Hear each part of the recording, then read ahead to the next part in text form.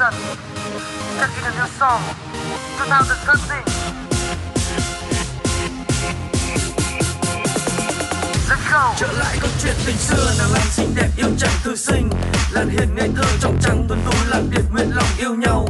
Lan là loài chim hải âu lượn bay khắp trốn nơi đâu mà về, lòng điệp luôn luôn não nề, chẳng ai an ủi vỗ về khi đau. Tôi kể người nghe đời Lan và điệp một chuyện tình cay đắng.